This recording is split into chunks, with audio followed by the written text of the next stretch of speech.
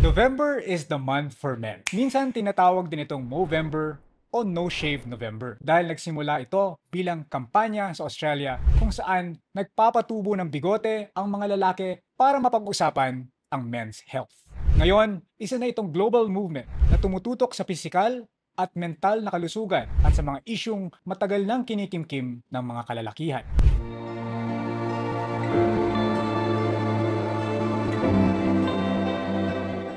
Things are a lot better. Life seems a lot happier at the moment.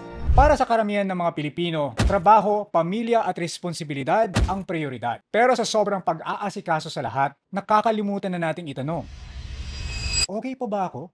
Ang life expectancy ng mga lalaking Pilipino ay nasa 67 years old. Mas maiksi ng halos 7 taon para sa mga babae. Batay naman sa World Health Organization, ang mga pangunahing sanhi ng kamatayan sa mga lalaki ay stroke, sakit sa puso, sakit sa baga, at diabetes. Mga sakit na may kinalaman sa lifestyle, stress at kakulangan sa regular check-up. Isa sa mga layunin ng Movember ang pagbibigay pansin sa prostate at testicular cancer. Sa buong mundo, prostate cancer ang ikalawang pinakakaraniwang cancer sa mga lalaki, habang testicular cancer ang nangunguna sa kabataang 15 to 39 years old. Dito sa Pilipinas, mahigit na 9,700 na bagong kaso ng prostate cancer ang naitala noong 2022 at patuloy itong tumataas taon-taon. Pero hindi lang katawan ang kailangan alagaan. Mas mabigat ang laban sa mental health. Ayon sa World Health Organization, tinatayang 3.3 million Filipinos ang may depressive disorders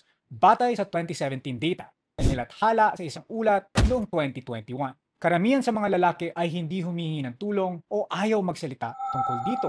Bakit nga ba? Una, may mga pinagdadaanan sa isip at damdamin na kasabay ng matinding depresyon. Sa isang pag-aaral sa Pampanga, 24% ng mga college students ang nagkaroon ng suicidal thoughts at 9% ay umabot sa aktwal na pagtatangka. Pangalawa, malaki ang epekto ng kakulangan sa support systems. Ipinakita sa parehong pag-aaral na family support at spiritual well-being ang proteksyon laban sa suicidal behavior, samantalang childhood trauma at depression ang mga risk factors. Pangatlo, may kinalaman ang kultura ng machismo o yung paniniwalang dapat laging matatag. Ang kombinasyon ng kalungkutan, trauma, kawalan ng suporta at kulturang nananahimik ang madalas na nagtutulak sa mga lalaki na mawalan ng pag-asa. Kapag pinagsama ang pagod sa isip at bigat sa loob, tapos dinagdag mo pa ang paniniwalang dapat kayanin lahat mag-isa, lalong tumitindi ang panganib.